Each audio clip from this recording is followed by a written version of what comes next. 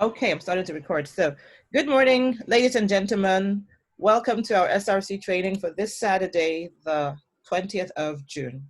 We're really excited to have Mr. Ugochukwu Nwaelele, who's going to be taking us on HR matters, which is one of the core issues that we also need to deal with as business owners, as administrators, as managers in the different aspects of what we do. I won't take too much time with the intros. He's going to introduce himself, tell us more, and I'm just looking forward to diving straight in. So basic housekeeping rules, don't forget to keep yourself muted. If you want to save your broadband, you can put your video off. If you don't and you don't mind, it's nice to also see your faces. So once in a while, please pop your faces so we can see your faces and make sure that you're still there. The chat, of course, you'll all know the chat section is there. If you feel you really want to say something, you can indicate by raising your hand on the chat area, and questions will be dealt with fully at the end of the session. But please be typing them throughout the time so that we don't forget the questions. If you want to type, you want to do just comments and you want to just acknowledge the speaker, you can do that. If you want to do questions and you feel it'll be easier for us, you can actually send them privately to Eno Simon, or to me, so that we don't mix them up with other comments, if that would help, okay? But feel free, make sure you're asking all possible questions. We have a seasoned expert here and I'm looking forward to a great time. So I am officially handing over to Ugochukwu. You have Eno is also here. Eno is here, our head of training and development, and she will also be coordinating questions. All right, so you have Eno, you have and then you have Mr. Ugochukwu, who is our lead trainer for today. Over to you, Mr. Ugochukwu Nwaelele, and welcome to the SRC training faculty for today. Thank you very much, Can you hear me? Very well. Great. So, like you heard, my name is Ugochukwu Nwaelele. I'm a management consultant. In fact, I do a lot. Interestingly, I run Clarion Tech Services. It's an HR firm. What we do is to train HR managers and help them so we also, in addition to training, we also do provide HR services. And so in addition to Clarion Tech Services, I also run, I'm a board member for African Distributions Associates. It's a multinational firm. These two companies had their challenges this period. And I sure have some good experience to share with you in what I do for myself, my business, and in consultancy. So most of my life, I've spent time studying accounting and finance. And then I dived into HR. I'm also an ICA certified lead auditor. So I audit companies and help them gain ISO certifications. Right, so you're welcome. Today we will be discussing a very important issue. Let me share my screen that affects virtually everybody here. We'll be discussing how to sort out cash flow and employee issues before resumption. I'm trying to share my screen. Can you see my screen? Yes, I can. I hope everybody else can. Yes, I can see your screen. All right, so we'll be discussing cash flow and employee issues before resumption. Now, there's no way we will discuss this without talking about the pandemic that we faced this time around. I'm sure most of you are overwhelmed already. You've been hearing this over and over. But let's look at or remind us of how it affects you in the sector. I'm also in the educational sector. I run an institute, but mine is a little bit different from the one you run. You run schools for pupils and others, but I run for adults. And so as I thought through this presentation, I thought of the many challenges that you face. It happened at a time when most schools were about taking their final exams for the term. And I can imagine, observing how things go. Lots of parents may not have paid up their children's school fees. And so you would have plenty cash flow issues. You would have to deal with salaries, you have to deal with parents who are owing school fees, and you also have to deal with employees who were affected by the pandemic, and also your personal life. And so school owners like you responded in several ways to save the situation. Some resort to online classes to be able to keep their businesses running. I'm sure most of you adopted Zoom, Google Classroom, and other means, even WhatsApp group studies. These are some things I saw schools do, which I know you also did. And lately I observed that some schools, I live in Lagos, some schools in my community, First Stack where I live, have resolved to do group studies, because the government says the schools should not be open. So they decided to cluster groups in little gatherings in homes of, say, teachers and adult students to be able to help prepare those who are writing their exams this time. So that's ongoing. And other schools too, who were capable, were able to set up a learning management system where they host courses and sell access to their students through parents. Now, several schools have responded in different ways, and this is as a result of their capacity. You all know that the pandemic that came was a disaster. I mean, most businesses could not cope with it. In fact, those who coped and adjusted were able to adjust based on the current capacities that they have. You cannot respond to a disaster, a pandemic like this beyond your existing capabilities. And so schools that were a little bit advanced technology-wise responded better. Other schools that were far behind struggled. I know a friend who runs a school. For close to a month, when the lockdown began, he didn't know what to do. He didn't know where to start from. This is because of what he already had on ground. He didn't have anything on ground. Other schools have structures in place, and so as soon as it happened, they quickly switched. We know of the radio that the government has set in place that people can learn via television stations and radio and the likes. But what are you doing for yourself as a school? How are you responding? The rates or your ability to respond depends on what you already have on ground. Now, how you responded this period will determine the amount of cash you would have as a firm to be able to meet up your financial obligations. And you know that your bills will not wait for your dreams to materialize. Your bills keep coming. You have employees on your payroll. They're expecting something little, to help them survive. You have your other logistics to run. Some of you that run big websites, you need to maintain them monthly. Okay, you have other expenses. So your bills wouldn't wait. They continue to come and accumulate all this period. Now, let's look at the cash flow part. Cash flow simply means the movement of money in and out, okay, your inflows and your outflows. Okay, as a school, what do you do to have inflows through school fees, tuition, other levies, sales of books, stationaries, and events, and your outflow goes into employee overhead, stationaries, and a whole lot. Okay, so this cash flow was affected this period because of greatly by the pandemic, where schools are not in session. As a proprietor, as a school owner, as a staff of the school, you need to survive, you need inflows. But here the school is not able to generate inflows because of a few reasons which I have listed for us to see. I hope we see them. You are aware that there was global loss of revenue and earning by parents.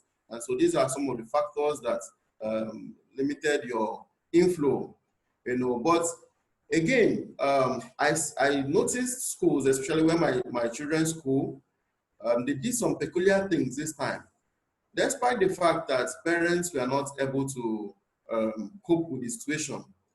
Now, when this pandemic started, they launched their online learning, they did something interesting that most schools did not do. They called a stakeholder meeting. And if you've not done that for your school, I recommend you do it. Okay. Now, you know that parents love their children very much. And if you show special attention as a school owner or as a key person in the school, in the life of an individual, the parents will take you serious. Most schools, sadly, are just interested in the fees. Come to class. Whether you come or not, they are not interested. But this school I'm telling you about was able to reach out to parents. In fact, they called each parent one by one. Parents they could visit after the lockdown was lifted. They came to my home one weekend and had a chat with us, because when they announced the online learning, a lot of people kicked against it because it's data. Zoom is data consuming. The first week they were very few, and then afterwards people enrolled.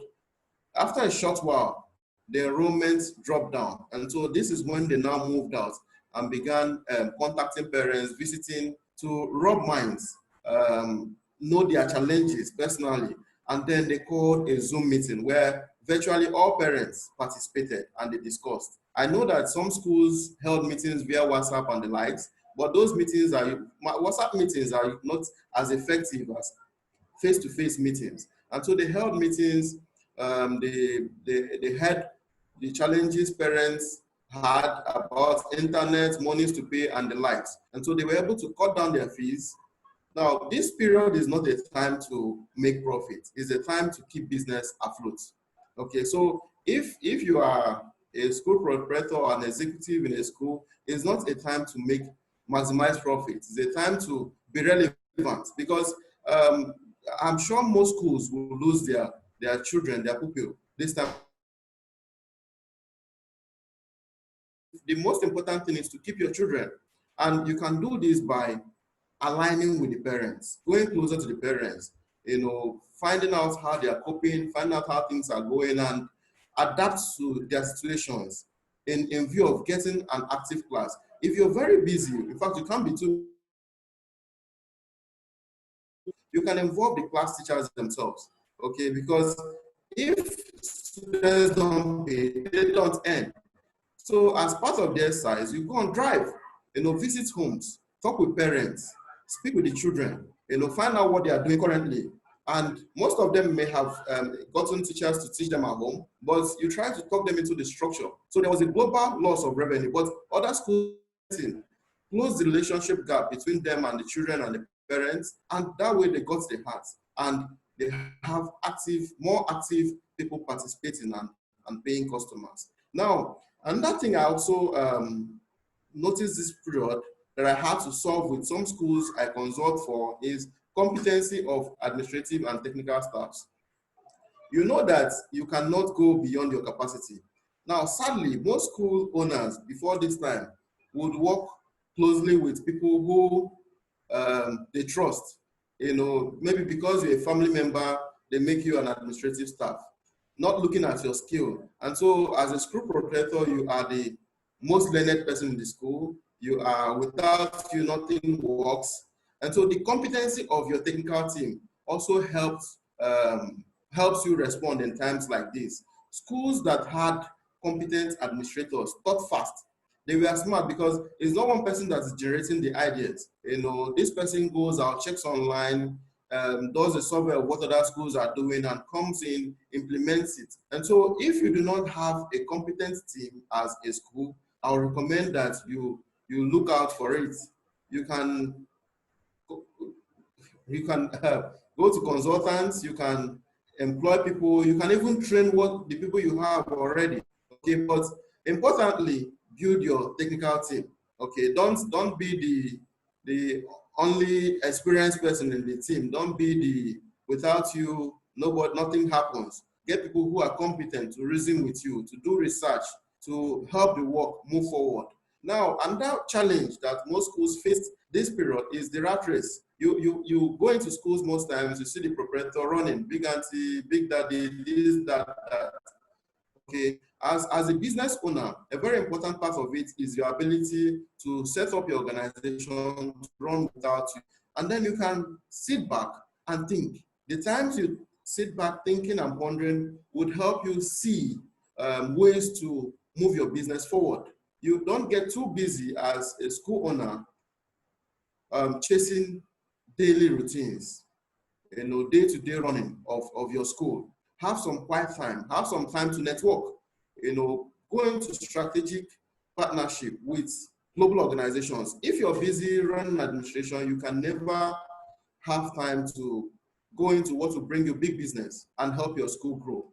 Now, another factor that was loud this time is the third term factor, what I describe as the third term factor. You see, most schools, when parents are not coming forth, they felt, okay, this is third term. If they don't come, they wouldn't get promoted. They relax on that. And so sadly, nothing happened because you can't really say it's third term. Someone who doesn't have funds to pay, someone who cannot afford data would push his children to, I mean, even if he goes borrowing, he wouldn't find where to borrow. So most schools relied on that is third term, people must come. But others were more proactive. Yes, it's third term. And this is why you need to help the parents see the need for them to participate and enroll in your program this time around. Because it's a very important term that they need to be able to be promoted to the next class. And interestingly, we do not know when these issues on ground will be lifted. We do not know when schools will reopen. In Lagos State, there were hitches here and there that schools would open sometime end of this month. But the Lagos State government came out and said, for now, there are no plans. Airports are grounded. Business activities are still as it is, slow. And so nobody knows when this would end. But we are hoping and believing that by September, latest September, schools will be open, okay? I know some of you are praying that it comes sooner than that. Yes, we're all praying and hopeful, okay? But the truth is nobody knows when this will end. And if you've not been proactive all this while, I think you need to begin being proactive. Reach out to the parents, reach out to the children, reach out to their homes and let them know that you understand the circumstances that they face, okay, and how you can be of help. Consider them in their economies and the likes. But I mean, you can't do these things for free, but find a suitable amount that will be reasonable for you to keep yourself and your business running. Now, sadly, most schools as well had little technology running this period. From some schools, I noticed they have a good IT lab. And a time like this is time when they put their IT lab to full use, where they have a timetable like some of you have or are doing for each teacher and each class. And so they use their IT lab. There are cameras, there are boards, and the teachers come in, hold their classes online and go home. And so the kind of structure you have, like I said earlier on, you cannot respond above your current states. Okay, even the government you see the government of different countries, how they responded to this pandemic was different. As a school, as an individual, you can't respond beyond your abilities, but you can be creative, you can be dynamic, and you can put things in structure now that if there's a situation like this in the near future, it doesn't affect you so much. With one of the big schools in Lagos, I helped them put together a learning management system. I implemented this system for myself in my school. I told you I run a training firm, Clarent Tech Services. We hosted our courses online. And so one of the schools that I work for saw what I'm doing and it was like, okay, how can you get us on board? And I sold the idea to him. I'll also share the same to you. Now, if you observe clearly, there are few learning management systems, okay, in place in our society. You too can own one as a school. It doesn't cost much, okay? I'm sure the host of this program can help you afterwards if you want to implement a learning management system, okay? I'm there to support them. So if you need my response or help after now, you can reach them, and so through them, they will get in touch with me. And so I helped them set up a learning management system. Basically, what we did was, your school curriculums are in the public domain, okay? Approved school syllables are available in the public domain, and you are good teachers. And so why don't you record and upload on your websites? It takes time. Say for instance, you pick up a class like primary 1, you want to do mathematics, you get the finance teacher in mathematics, move from course to course, topic to topic with diagrams, and you record. And recording is not difficult. Initially, I thought it was a very difficult thing until 3 years ago when I set up my learning management system. I was ahead. I had a learning management system ahead. And so during the pandemic, I now strengthened it. Okay, when I wanted to launch, I bought cameras, I bought this and that. And at the end of the day, they were just waste of money. Okay, currently we are recording, but what we are using is this same tool that you're using to do your meeting, this Zoom. Okay, and it's the paid version is not expensive. It's about $14 or $17 or thereabouts, and you can present like I'm presenting, share your screen, record, and at the end of the day, you upload your videos. And one thing about Zoom videos is that they're not heavy. Okay, so your learning management system can carry as much as possible. To get a solid learning management system, you do not need more than 500,000. Between 200 and 500,000, you can get a solid learning management system that is integrated to your website, and you can have children subscribe. Assuming you have recorded for classes and you have, say, 20 students in each class, sign up monthly for 5,000 naira, that would help. And if schools who look up to this and follow this may have a lot of savings even when school things return back to normal, because these recorded classes could take the place of even lesson teachers. And you find that COVID-19 came to set the new normal. A lot of things will not be done the way we used to see them. Okay, and so you could set your school ahead of others. You can set up a learning management system and give parents free access to test, see the quality of the recording, see the quality of the delivery, and they don't need to be by their children to learn these things. Now, another problem this school faced was that when they recorded some of their courses, they are still recording and uploading. Parents complained of data used, and something came to mind. I have an app that I built that does not use, you don't need internet to learn. Okay, it's like your Netflix. You download the video and you watch offline. And so you build a learning management system, you build an app. It cost me about 300,000 to develop the app. It runs on iOS and Android. And so with your Apple phone, you can watch the videos, even your laptop, your children can take the courses. So once, say a child of class 5 pays for access, he has access to all the courses. And so with his mobile phone, if he has your app, your school app installed in it, he can download the course and watch offline anytime.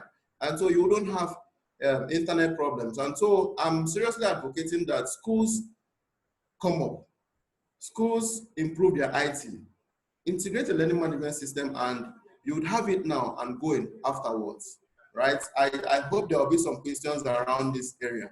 But like I said, if you need our support, contact Eno and the host. All right, so let's move on with inflows and working capital and the likes. Now, working capital the word might be new to you, but working capital is simply that money you need to run your business, okay? It is not your rent, it is not the overhead expenses that you incur. It is the money you use for your day-to-day running of your operations in the school, say salaries and the likes. They are described as your working capital. Now, working capital is the lifeblood of every business. Without working capital, you cannot survive, okay? You might have a fantastic building, you might have school buses, but if you don't have fuel in them, the school bus cannot do anything. If you don't have a driver to drive the bus, you can't move your students around. Okay, so working capital management is critical. And most schools struggle with working capital because of the kind of structure they have. In fact, most schools are not structured. The very few that are structured have poor structures. It's only a few schools in Nigeria that have very good structures, okay? And so this is why I've listed a few things that you can do to improve your working capital. Okay, that is not when you need to pay salary, you start running around calling parents, say, oh, I need to pay salaries, I need to do this, these people are coming for inspection, I need to put fire extinguishers, I need to do this, and so you start complaining. No, you could put things. Now, I've also noticed in my practice over the years, the exorbitant lifestyle of school owners. Okay, you are running a business and you should separate your business from yourself. I have always advised that school owners should pay themselves salaries. Don't spend out of your revenue. Okay, you are not a cost. You as a cost, as a school owner, you should take salary. Or if you want to be at the other end as an investor, you reap out of how much shares you have earned and allow the school grow organically.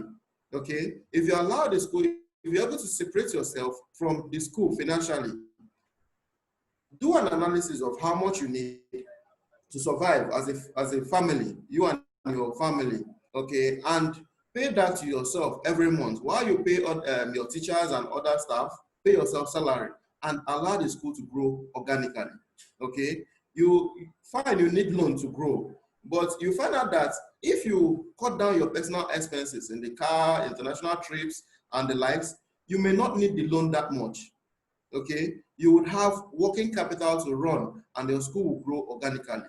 You do not need to incur the interest rates and the likes. And so, please, going forward, consider placing yourself on a salary so that you'll be able to afford other things that are necessary to keep the business running.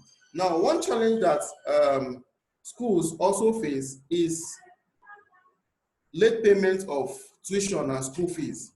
You need to have a policy, written down policy that parents will sign when they bring their children to be enrolled. Let them know this policy that in 2 weeks or 3 weeks after resumption, school fees must be paid, if not in full, half at least, or to a certain percentage. And you also let them know when the next balance will be collected or should be paid. Okay, this policy should be formulated, it should be complied with, and parents should be aware. I know that parents have challenges from time to time, and sometimes they'll come in to beg and say rents, employment, all this and that. But you can't be paying their fees. You should be understanding, yes. Okay, for a parent who is good with his payments and suddenly has a problem, comes to you and say, I can't afford it this time, please give me some time. Okay, that parent can issue you a check. It's okay, we understand your situation. Can you give us a check, a positive check with this date in the company's name, okay? And let them understand that you will not call them again when that day comes. You just take it to your bank and pay in the check, okay? These parents understand the implication of giving a forged or bounced check. And so when the check bounces, it's a criminal offense.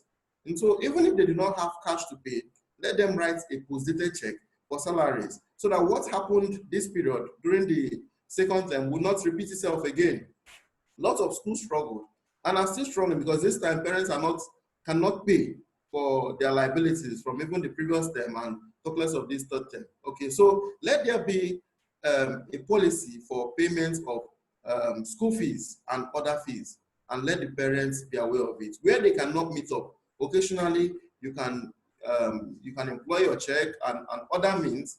For now, I feel the check is more secured, okay, and it will keep them on their toes, and they want to even call you before that day and find a way to settle you. Now, another thing you need to implement in your school receivables is bank transactions over cash, okay? Let your parents use bank payments. They could do bank transfers, they could do deposits over cash. It saves you a lot of problems. It saves you a lot of challenges. It saves you the hustle, of, you're also aware that when you have cash, there's this tendency to spend. And so keeping a lot of money in the school would make you waste it. It will make you as a school owner carry money home and blow it up. But when they pay to the bank and you know that you have auditors, although these auditors were appointed by you, but if there is a check, a second check against what expenses happen, okay, what goes out, now that will control you. This might not have been important to you before this time, but I'm sure most of you are facing the heat, okay, as a result of not managing your working capital properly. And you wouldn't want this to happen again. We do not know if there will be another pandemic or in the near future, but in case it happens, your ability to respond then would depend on the lessons you've learned now and what you put in place to respond afterwards. Okay, so bank transactions would save you unnecessary expenditures. It will also help you control theft and the monies you lose.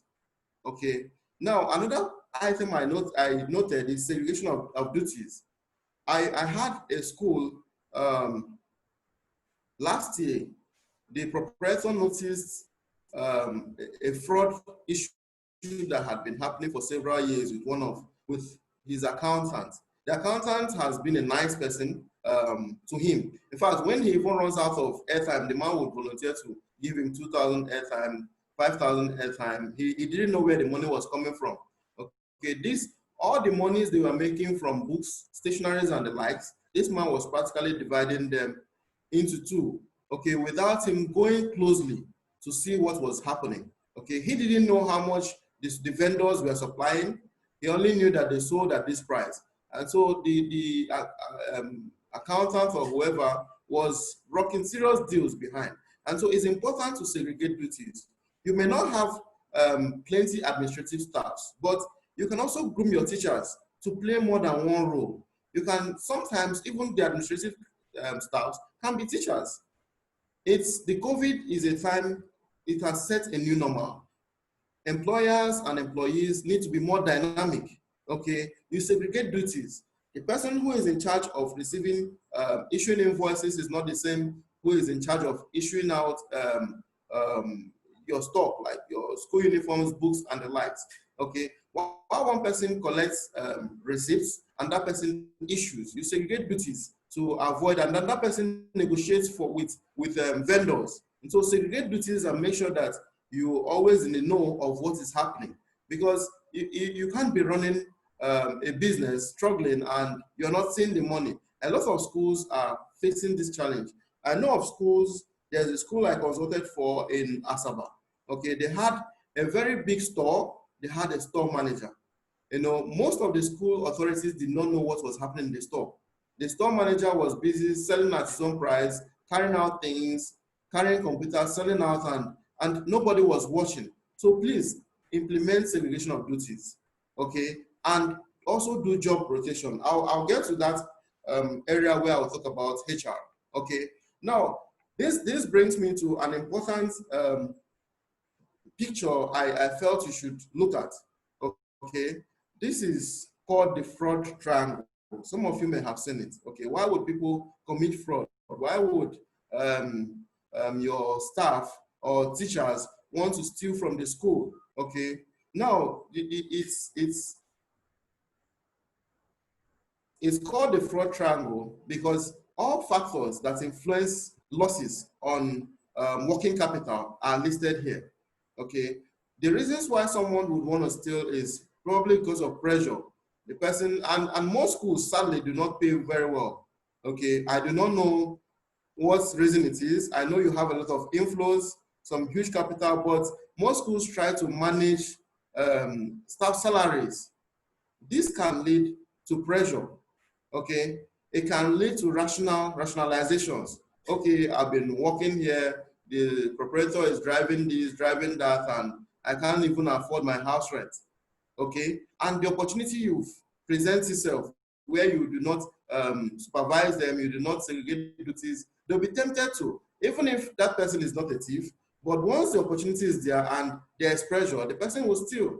Okay, so you need to close out this triangle that, especially with the opportunity, there is good supervision in place, and now you compensate your employees equitably.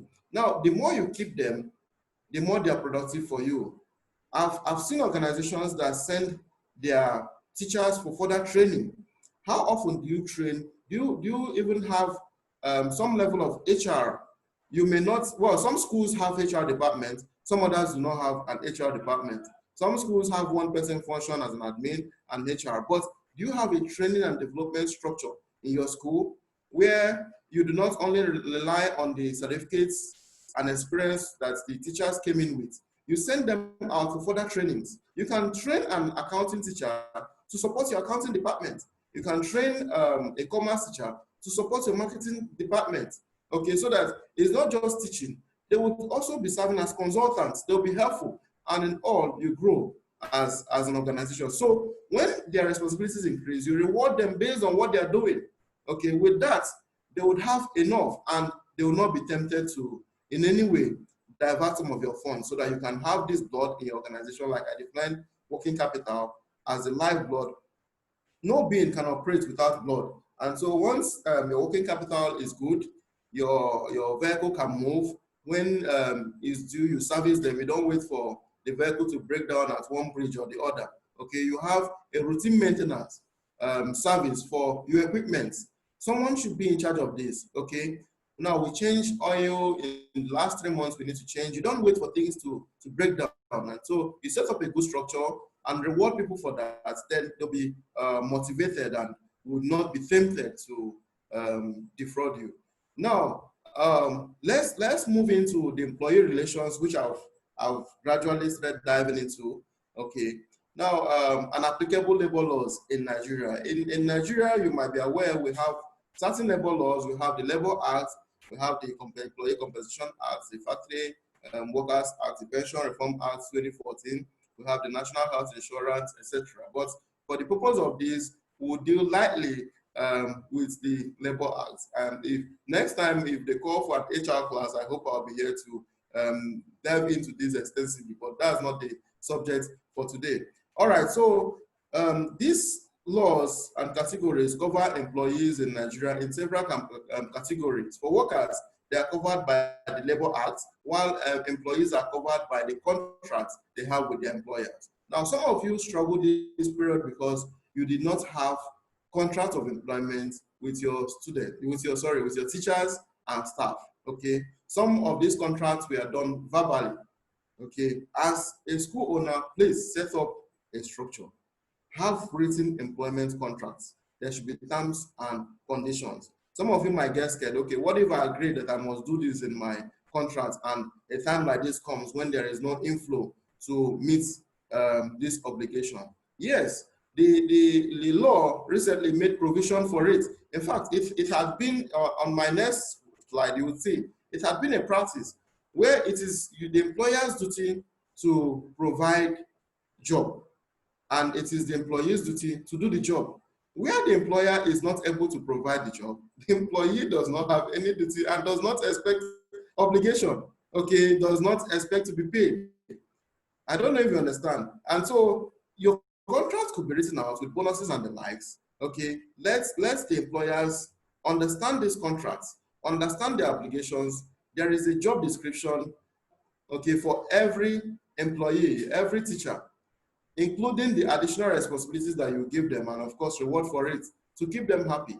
Now, a very important factor you need to know is try as much as possible to cut down your attrition rate. The level at which you change teachers should be controlled. In and out movement of teachers should be curtailed. Now, when a teacher comes to your school, stays over a period, as the person leaves, he leaves with knowledge. A new teacher comes in, you are also coming to train the person on your culture, how you do things in your school. So why don't you keep an old teacher who is already aware of the school culture, who is already aware of how things are done, who is already skilled in imparting his students. Try your very possible best to keep those teachers, and you can keep them by motivating them, okay? Motivating them, being dynamic. If you're dynamic in your school, trust me, you have revenue. If you're creative, you have paying parents. You know, when you have good structured programs that are tailored to build both academic, psychological, physical, physically your students, parents will be interested. Most schools these days are in one building, and they're not as large as the schools I attended, that even our school field is bigger than the whole. And so you find less physical exercise. I know a school in my community where I live now that went into partnership with a club, okay, and every Saturday the students go for fitness. They do ballet, they do, and so they do football. They have a football academy. So if you do not have the facility, you can go into a strategic relationship with some of these structured centers, and your parents will be amazed. They will want to keep the relationship because they know that their children are growing, okay, not just in the classroom, but in other areas of life. So have a structured contract and strive to comply with those contracts and keep your teachers. Now, unfortunately, the Labor Act isn't reflective of what is happening currently. The Labor Act is inadequate because it's old and events have happened over the years. You know of trade unions. You might not have trade unions in your school because of its nature, but they could be very strong people. Okay. While for a small school, I would not encourage you to have a trade union. For a bigger school, yes, you may encourage it. Okay, because the law recommends it, but they could be very strong people. Okay, so we may not dive very deep into that, but for the want of time, let's look at globally. I am aware that some HR managers were invited to this team. Okay, you can, and even if you're not HR, you observe the effects of the pandemic in the global labor markets. There was massive job loss. There's reduced cost of labor. Now, most standard firms reduce their cost of labor. You during these periods like this, you do not need to pay your teachers the same thing you used to pay them when business was good. Okay, despite the fact that there's a contract, you have an obligation, but here as an employer, you're not able to meet your obligations. Now, not meeting your own obligations also affected them, their ability to meet their own obligations as well. Okay, so for those who are key to your business operations this time, you keep such employees and you can discuss with them, dialogue with them, and agree that salaries can be cut. Okay, now it's not totally wrong to lay staff who are not productive off at this time. Okay, because basically there is no work to do and you cannot go stealing to pay them. Okay, but as practical as possible, you should make that your last option. Okay, try to put them to use with what I've recommended this morning, that you can go for door-to-door campaign. You can get everybody busy. Okay, build relationship with parents. You can get everybody busy and they do the work. They help you generate the revenue and they get paid. Okay, but there's reduced cost in labor. And so most organizations have cut down the labor cost either by half. You know, we would see from the next screen, work is shared. A job that was done by one person, that was done by two different people, okay, you could cut down and have one person do it. Now, layoff have been applied, and now we have the staff follow. It's a new thing in Nigeria, but you can actually tell some employees, have a dialogue. I mean, you don't just say go home. Have an understanding with them that inflows are low, okay? But we will call you back once things pick up. It's legal, it's normal. The Nigerian labor law has provision for that, okay? And in the meantime, you do not do upward salary reviews, okay? For very key employees that are relevant, that you do not want to lose to competitors, you keep them with their current pay if you can afford it. But importantly, most importantly this time, is not about pay. Put that at the back of your mind. It's not the pay you pay to your teachers. It is painful at this time to lose key employees. But also remember that these employees, if they leave, where are they going to? Because there is global unemployment. But them not having where to go to does not mean that you mistreat them or maltreat them, okay? You need to keep your communication constant. Hold staff meeting. The first thing I did during this pandemic was to call a staff meeting. I have a dispatched staff. I have some in Abuja, some in Lagos, some in Port Harcourt. And so we held frequent meetings. The first week we held a meeting. After 4 days, we held a meeting. And so I was transparent. I told them what was happening and they saw what was on ground. And we have even increased our staff strength. You can imagine. Okay, we have hired more people this time because we get to do more. Okay, we've looked for opportunities to create more revenue and we need more hands. Okay, by Monday we'll be doing interview for marketers because we're doing a few other things. So you can also grow. Keep the information level good. Communicate with your employees. Hold a meeting regularly, okay? Find out how they are doing. Tell them what is on ground and the plans you have, so that they don't feel, oh, this school is dying, this school is doing well, let me move to this school. No. If you share your plans with them, if you share your thoughts with them, they will also share their thoughts with you. They will tell you what is happening, what other schools are doing that you are. It's a time to do what we call competitor analysis, okay? Schools that are doing well, find out what they are doing, how they are achieving it. But the truth is, they have loyalty, customer loyalty from parents. Now, when parents see that you are good, well, you know what you're doing, they'll be loyal to your brand. As you're loyal to, what's the name of this sugar? There's this sugar that's been in existence even when I was a kid. You know, you still buy that sugar. So as you're loyal to some certain brands, parents can also be loyal to your brand. And so do all you can to involve and get the teachers busy. Okay, no need for upward review of salaries. And you also reduce partners' pay. Okay, if your school has partners, reduce how much you pay them. As a school owner yourself, you also cut down how much you pay yourself at this time. Okay, so a very important thing is communication. Okay, it is key with your employees. Employee relation is all about communication. Keep them informed. Okay, let them know what's happening. Let them know that you care. Okay, sympathize with them. Let them know when you can help and show genuine care, not just care, genuine care. Okay, let them know that you care about them. Let them know that you are thinking, the organization is moving, and there is hope. With that, they will be rest assured. Now, factors to consider before you lay off employees: strategic planning, like I've explained. Okay, plan for the future. Plan on things you could do to get busy now and even after this period. Financial intelligence, okay, I've shared some thoughts on how you can market your working capital. I may not know all, but as you sit together with your team members, as you sit together, do a competitor analysis, you'll be able to know how best, but importantly, hold meetings, regular meetings, and do competitor analysis. That would help you improve your financial intelligence. Get to know what others. There are schools who are even selling ebooks. Okay, you know you cannot sell textbooks at this time, and so they have these books typed. They sell them as ebooks for 500 naira, and they're generating money, revenue.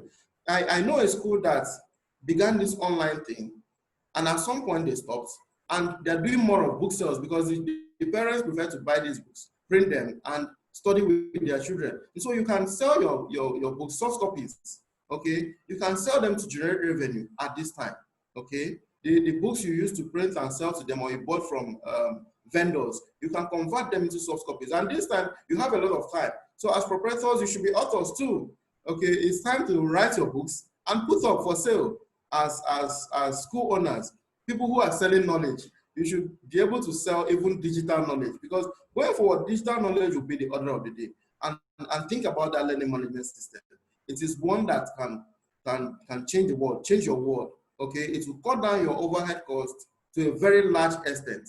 Okay, it will cut down how much stress goes into extra classes. I know you make some revenue out of extra classes, but with the learning management system, you can also generate those revenues and keep them coming. Where parents will subscribe monthly, it's still the same thing. Okay, but this time you manage them with your phone and your computer. Okay, and cut down all of those running around and stress. Okay, now adopt short-term measures in saving jobs. Okay, to keep company afloat. Short-term measures will be holding a stakeholder meeting with your staff. You know, asking them the way, sampling their opinions, and presenting what your thoughts is, and having them work towards it. Now, advice for youth employers, HR, and management team: effective communication is critical. Like I told you, teamwork is key. Let everybody come on board.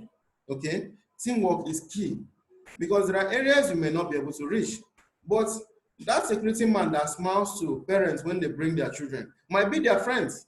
Interestingly, he can help you make some changes this time around. Those your drivers that go to homes to pick children could be of a very key help this time around in this campaign that you have been doing or would likely get into. you still have time. You can still get those two children back. Like I said, it's not a time to make so much profit, but it's a time to keep your business afloat. Even with homes that have started extra classes, you can still get in, or who have had teachers come to teach them at home, or who have resorted to going to other schools, you can still win them back with your love. And so it's a campaign, it's a drive. Put everybody to the drive. The drivers, the security, the cleaners, they know these parents, the parents know them even more than you. And so put all to use. The class teachers, okay, send them to the home, drop a timetable, drop geographical timetable on where you visit this week, where you visit the next week, and have a timeline, close it within few weeks, okay, and watch the results coming. Your pricing too should be moderate, okay, that can accommodate their pockets. I was speaking with a friend yesterday, and she was telling me that half of their feeding money goes into Zoom, okay. Now, another important thing you should know is that parents these days are educated and they want to give value to their children. And so once they know you have the value, they will find a way to pay for the value. But keep the value payable, moderate, okay? Emphasize and be nice to your employees. A lot of them may be working remotely, okay? Lay emphasis on items, okay? Be nice to them and provide frequent updates to happenings, okay? Update them on the new trend, your new developments and things you want to do. Now be transparent and honest with them. Okay, when there is no money, let them know that there is no money. When there is money, let them know there is money. Okay, give them that hope and give them the assurance they will not leave. They are sure they will not leave. This is someone who has done it for himself. I've done it. I've helped other companies achieve it, and I'm assuring you that if there is good communication. Now think of it when you were employees. You may have had worked with one boss who you still remember till today. What was different? It's communication, simply communication, okay? The more a leader is able to communicate to his followers, the more there'll be a team bond. It will be beautiful. It's not all about the pay. You know, communicate with your staff, be transparent, be realistic. Do not overpromise what you cannot do, okay? Avert layoff if possible. Do not sack if you do not need to. For the fear of panic, some people might begin drafting letters, okay? And so, but you need to be legal too and constructive. Don't go and draft letters that will take you to court, okay? You need to be constructive in your dismissal this time around, if you must, but avert it. If you put all your engine room to work, you will surely avert it, okay? You might be looking at the money for learning management system to be very high this time around, but think of it, it's not equal to your flight ticket to Dubai that most of you have been doing, okay? Put structures in place that would help you now and afterwards, okay? Restore employees back to original pay as soon as things are feasible. Then create new company policies tailored towards the new normal, okay? Create policies that are tailored towards the new normal. Now, what I can think of is with the curfew thing, okay? Most states are implementing. Assuming you have an IT room where teachers come in to administer these online classes, okay, let them leave in time so that the police does not catch them. Police in Lagos would catch an individual and charge 15,000, but hold a full bus and charge 1,000, bus fully loaded. And so you don't want your teachers to be caught on their way home, okay? And so create policies, time for work, shift, job routines, create policies. If you need policy documented policies, to help you sort out these issues this time, please contact the organizers of these events. Okay, they would help you out. They know how to reach me and they know how to make these things available. Okay, and some they will be providing for even free. Just let them know what policies you need to put and what you're thinking, and sure they will make them available. Right now, termination must be as agreed in terms of employment contracts and agreeable by the labor law, okay? And so, like I said, don't just sack. You might land yourself into litigation, which is what you do not want to do this time, okay? I've seen litigation cases that came up after 7 years, and the court will award the complainant backward salaries. Some organizations have had to pay salaries for years that people did not work for, okay, because of poor layoff. You didn't lay them off. And so whenever the case ends, you pay those salaries that the people have been, in fact, they've been working somewhere else, but you still pay them. And so avoid laying off, and even if they must be done this time, they must be done in due diligence. Employers must provide notice of termination in lieu over time, okay, not just, or you pay salary in lieu, okay? And so, and now compensations must be paid as well. If you have good employment terms, if you have allowances, if you have pension scheme running, if you have health insurance and the likes, okay, all bonuses or compensations must be paid when laying off, okay, so that you do not have litigation issues. Now, dismissing employees due to COVID-19 is not entirely legal, a legal reason for dismissal, okay? Don't just dismiss employees because it is COVID-19. Like you saw in my previous slides, there are other strategies, okay? You can employ good HR strategies to keep them even as current employees while they don't earn, okay?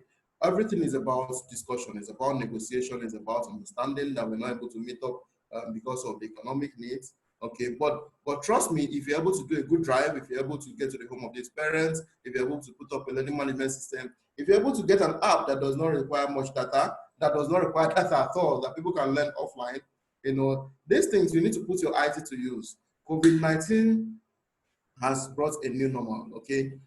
Everything is changing. You need to hoof up your IT department. You need to put it to work. You may not need to hire new staff. You can send the already existing ones to training so that they come back and manage these things for you. Regrettably, dismissal due to COVID-19, let's see properly. Let me move this, okay. Due to economic downturn or financial difficulties due to lack of work is permitted by the law, okay? And so if you're constructive in your dismissal, it is allowable. But like I said earlier on, you do not need to lay off this period. You can constructively put your employees to use and have your business goals achieved, okay? At this juncture, I would want to take your questions. Thank you for listening attentively. In fact, I hope that in the question and answer time, we'll be able to give you more than what we shared in the presentation. Thank you, Eno, and host, and MM. Thank you so much, Ugochukwu. Thank you so much.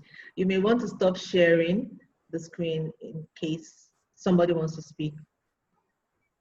It's fine if they can. Thank you so much, Ugochukwu. This was excellent. I know you're going to take the some of the questions and comments at the side for him.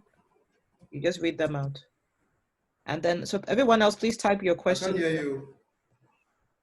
Enno's going to take some of the questions that have been posted or some of the comments, and we can talk about them some more. She will do that now, yeah? Enno? Okay, yes, I'll do that. We'll just start from the bottom.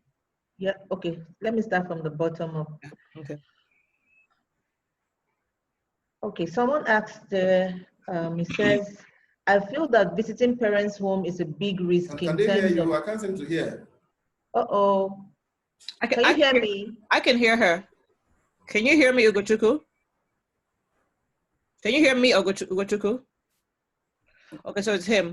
Check your ear things, Ugochukwu.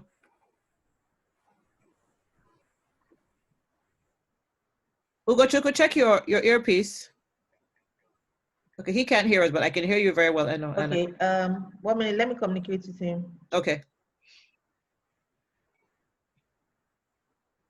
Okay, so while we're waiting for him, I saw one, I think I also agree, the visiting parents' homes is very tricky. And you can only do that, of course, with buy-in. A lot of different, in the States and in the UK, teachers are visiting parents' homes on their own, but then they stay at a distance, maybe the other side of the road. And you have to have called the parents or contacted them. You can't just show up, and that would throw anyone off. I think if my kids' teachers came here, I would even be upset, like, why are you coming to the house? So if they contact you and you've spoken to them and they agree, then that's something you can do. You won't be entering their houses. You will not be coming close. You would probably just stand at a distance and pass the message. I hope that's what you would do, but you have to have the parents buy in. You wouldn't just come in, I believe so. Can you hear us now, Ugochukwu? I still can't hear us. but Okay. he's trying to. Okay, to do his earpiece. Okay. Can you hear us now? Wow. Okay. His ear must be his ear. Maybe take out his earpiece. Because some questions are coming in now. Some questions are coming in now. So. Okay. Let me follow. You want to call him? Can you hear us now, Ugochukwu? Let me call him. Okay. Okay. Okay. So while he's coming up, okay. So we'll try and take that policies and documents you need in preparation. He'll talk about some other things. Apart from employment policies, you need to have a detailed health policy.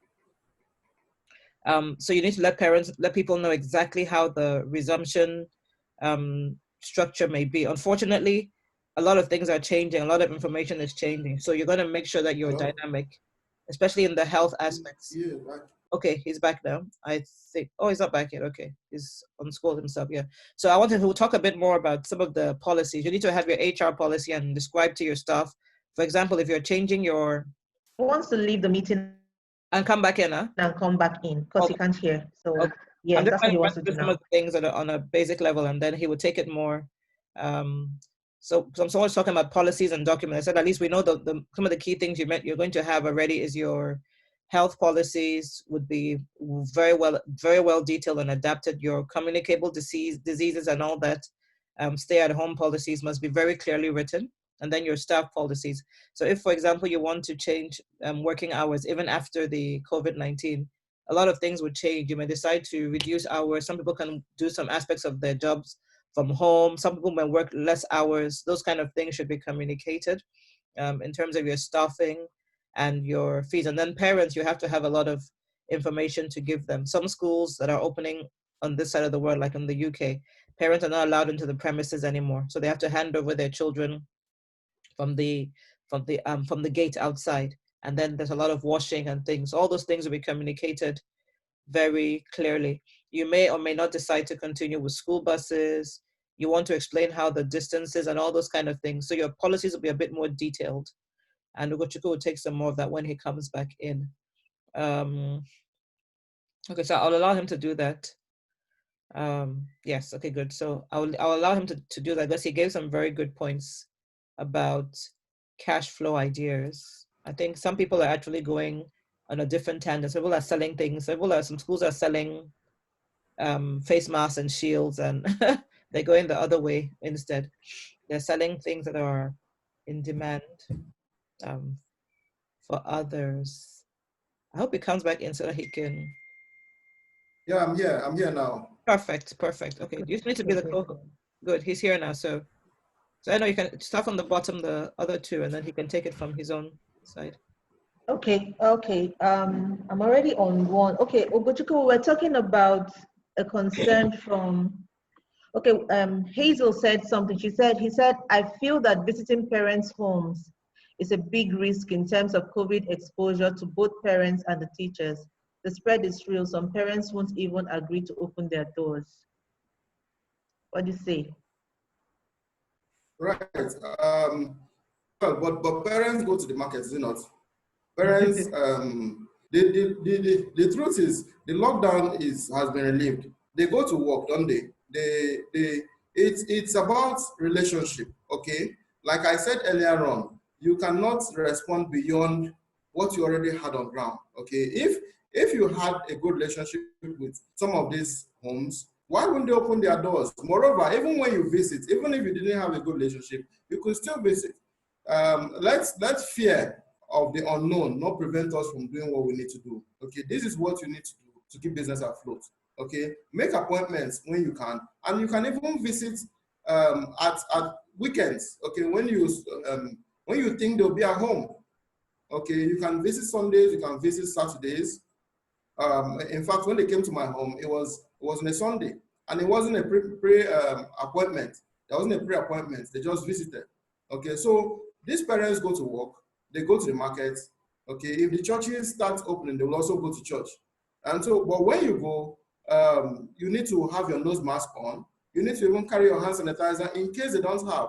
In my home, I have my hand sanitizer. At the door, I have a dispenser. Okay, so once you're coming in, you'll use it before you come in. Okay, before now, I didn't have that, and I wasn't allowing visitors. But COVID-19 has come to stay. It's a new normal. Okay, this is not going away anytime soon. And even what we are looking for now is hoping that the vaccine comes out and possible treatments. But as it stands, it is here. It has come to stay. So go with your face, nose protection, and your hand sanitizers. And when you go, observe. You can even go and enlighten the home on social distancing. You can carry that as a message.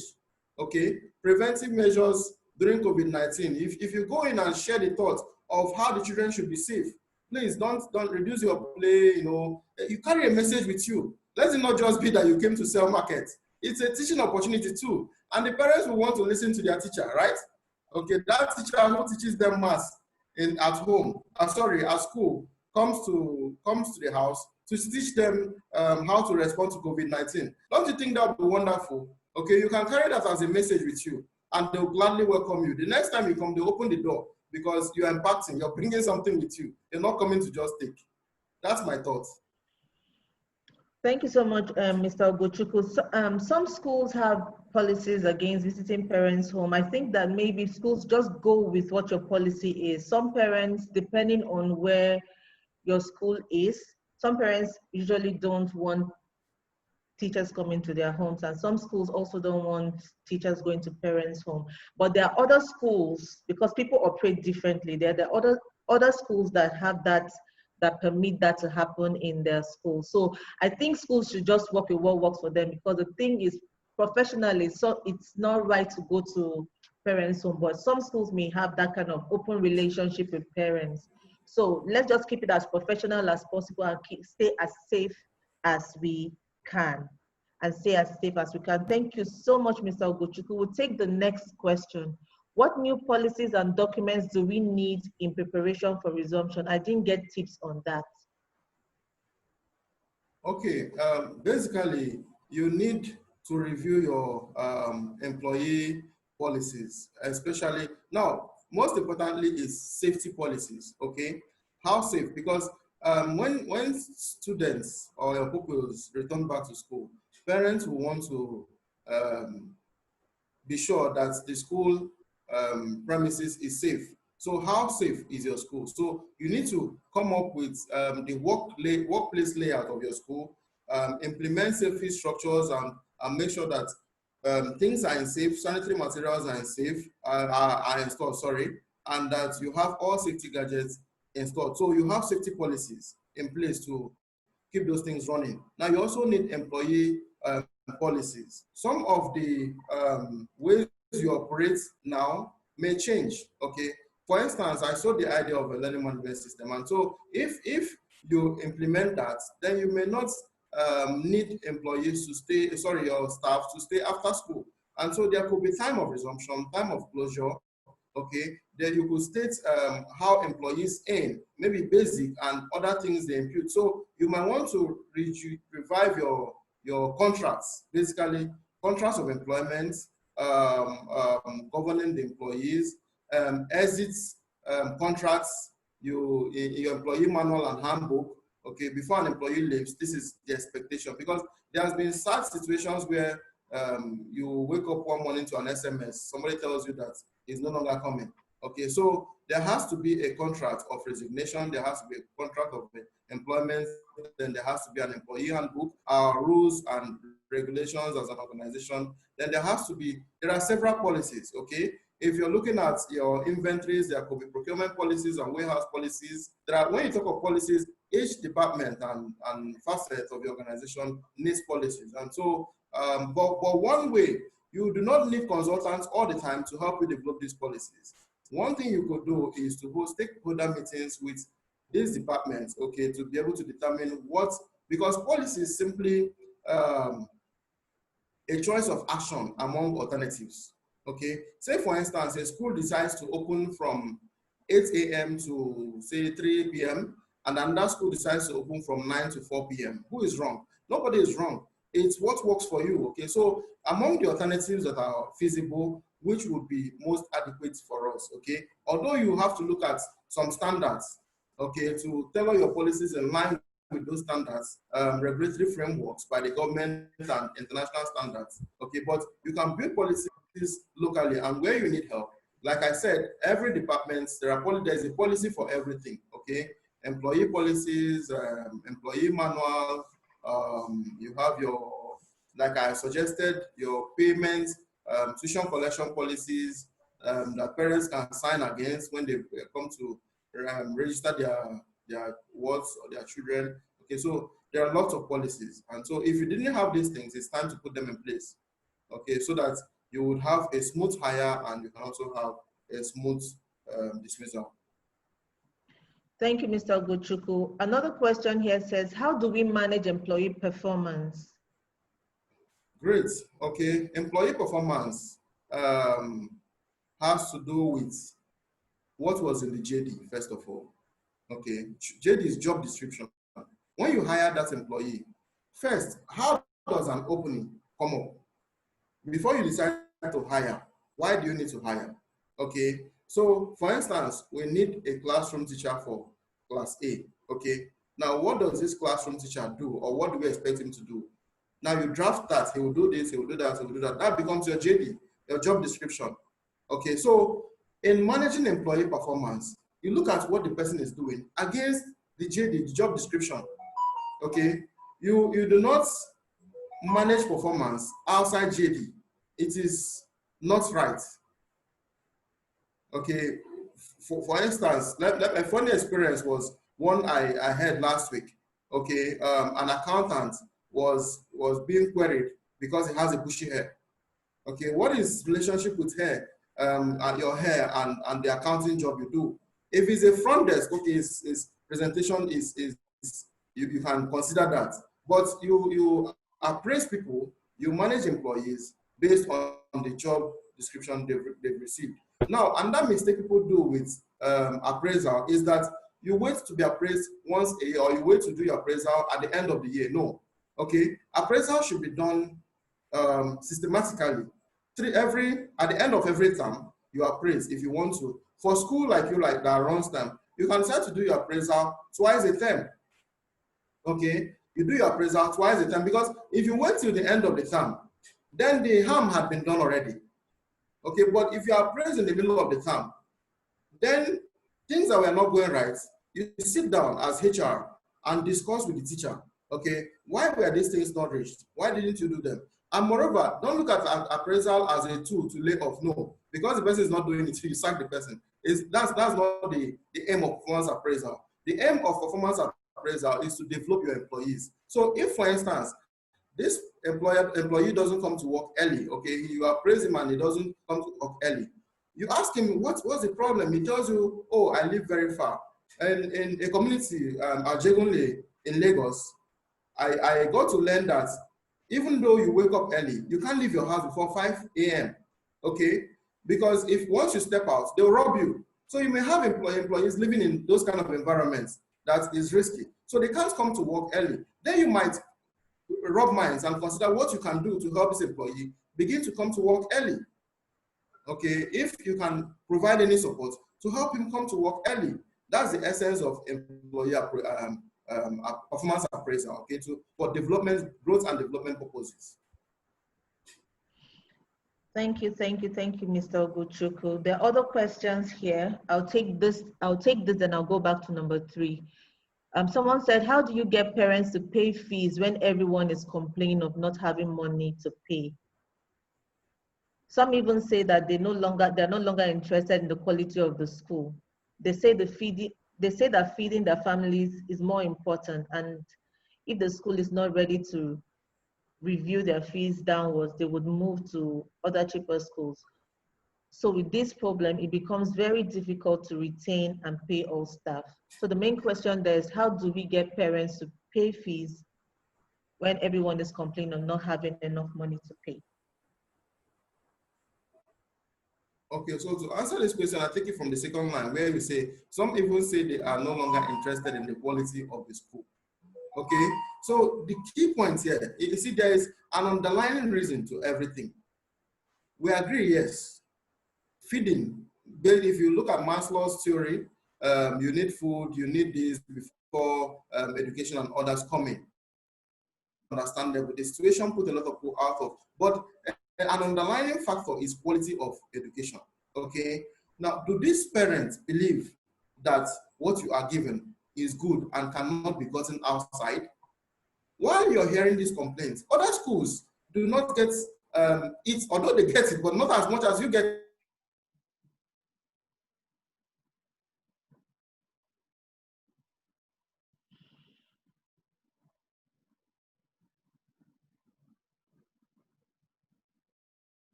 Sure, he has some network issues. I hope he comes back quickly.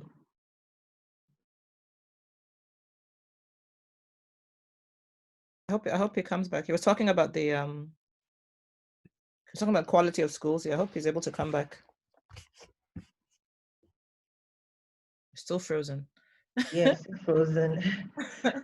Okay, so I mean, it's going off and coming again. So yeah, I think so. I think so. Yeah. I think, okay, so hopefully he comes back to talk more about that. What do you think about Hazel's point? I think, as I said, this situation is actually, there's a lot of generality on what's going on nowadays, but then there's a lot of individuality too. You have parents who have peculiar situations in different schools. Everyone has the option to see what others are doing now. Information is open. People are sharing information from different schools. So it might not be like a personal slight on a particular school. It's more that people can see what others are doing and they have too many options nowadays. Okay, so I've heard of some schools who are charging 5,000 Naira a month and some are charging 150,000 Naira a month. Okay, so when you have those kind of options, people can now decide, you know what, I mean, why am I paying 150,000 when I can go to this other place and pay less, or 70 or 40? So for many people, it's really about survival at this stage. It might not be a personal slight to your school, unless of course you're not able to actually really manage the quality and you're not giving something that they feel is quality enough. So those are things you have to be able to assess. Make sure you're able to assess and just know that the times are very different. People have options. They can decide to go, they can decide to work from home. Some people are just downloading apps and having the nanny take care of the kids. So a lot of things are going on. It's really uncertain times. And that's why we keep saying we have to be very dynamic. We have to be thinking,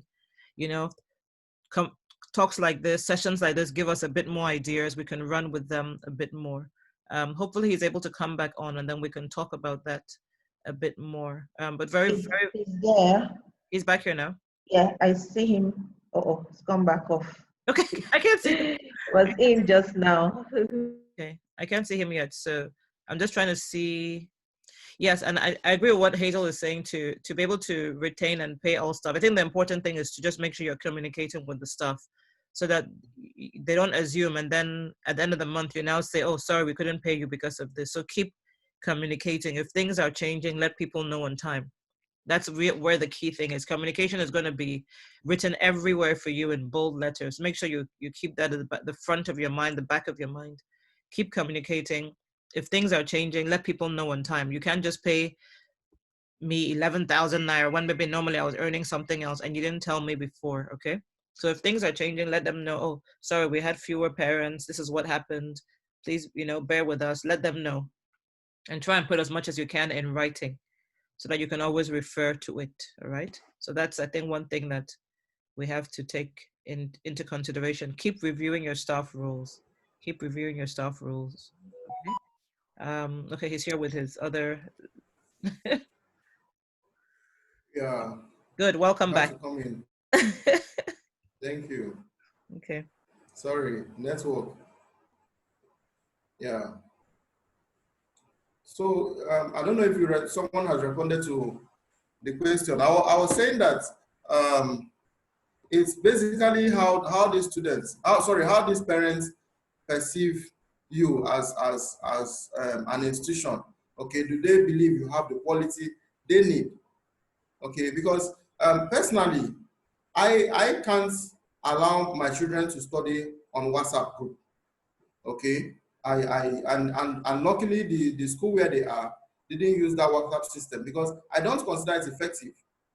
Okay, and so if the school where my children were didn't have the learning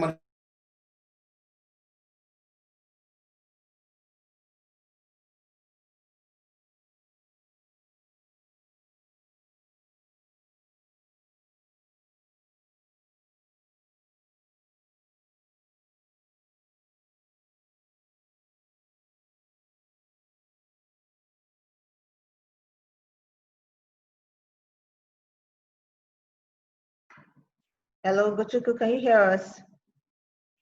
You seem to be frozen.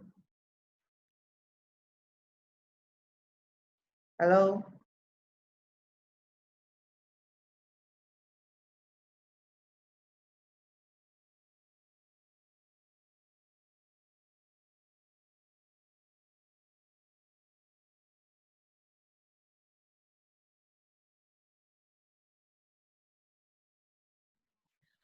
All right, I'm trying to contact him now to see how to get him back on quickly.